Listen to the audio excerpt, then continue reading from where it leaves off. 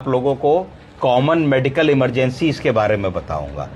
अगर आप हॉस्पिटल में ड्यूटी में हैं और एक व्यक्ति आपके पास आता है और आप उसकी शुगर नापते हैं और वो 600 कुछ निकलती है, तो आप कैसे डील करने वाले हैं? जल्दी से बताइए, हाथ उठाइए, कौन बताएगा?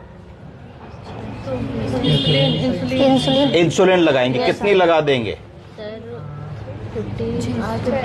6 से 8 यूनिट नहीं, 300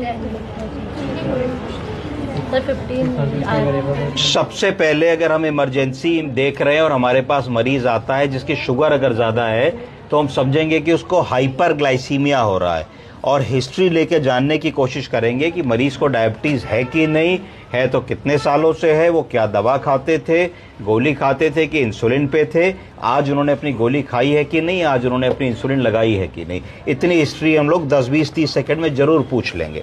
उसके बाद फिर हम सोचेंगे कि अगर एक मरीज ऐसा आया है जिसको शुगर बहुत ज़्यादा है, तो एक शुगर का कॉम्प्लिकेशन होता है जिसको डायबिटिक कीटोएसिडोसिस कहते हैं। क्या कहते हैं? डायबिटिक कीटो। DKA। वो तो नहीं है, तो तुरंत हम उसके यूरिन में कीटोन्स की जांच को भी भेज देंगे और उसको हम देखेंगे कि शुगर 600 अगर है, तो हम लोग तो यहाँ पे ऐसा करते हैं कि एक हम 10 मिनट बाद एक उसको रिंगर लैक्टेट या उसको नॉर्मल सलाइन धीरे से लगा दी, एक IV एक्सेस ले लिया, एक 10 मिनट बाद दूसरे सोर्स से शुगर को एक बार क्रॉस चेक कर लेते हैं। क्योंकि कई बार एक ऐसी मिस्टेक होती है कि शुगर गलती से ज़्यादा आ जाती है। गलती से ज़्यादा कैसे आ सकती है? अगर मानो कि एक मरीज़ है, वो घर में जो है उसको एक रसगुल्ला दे दिया गया, पकड़ने के लिए मिठाई दे दी गई और उसने हाथ नहीं धोया, तो तुमने प्रिक किया, तो उस पॉइंट पे अगर ब्लड आएगा तो कंटामिनेट होकर के शुगर ज़्यादा आ जाएगी।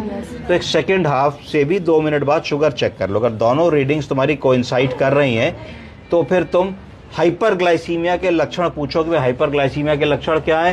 प्यास बहुत लग रही है, वजन कम हो रहा है, पेशाब बार बार जा रहे हैं, तो सारे सिम्टम्स अगर वो बताते हैं कि हाँ हम ये कर रहे हैं, तो फिर इसका मतलब तुम्हें कन्फर्मेशन हो जाएगी कि भाई ऐसी प्रॉब्लम है। तो अब इसको मैनेज करने के तुम्हारे पास 2 तरीके होंगे।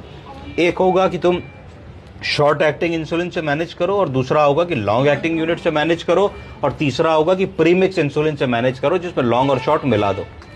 बेस्ट होगा ऐसी सिचुएशन में कि तुम शॉर्ट एक्टिंग इंसुलिन पकड़ो।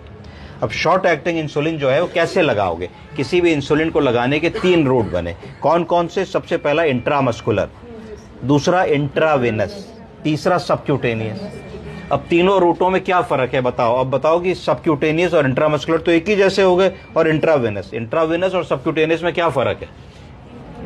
इंट्रावेनस वेन्स में लगाते हैं और जो IV होता है उसको हम लोग ब्लड वेसल्स में देते हैं, और जो सबक्यूटेनियस होता है उसमें सबक्यूटेनियस टिश्यू में। कभी आपने सुना है कि इंसुलिन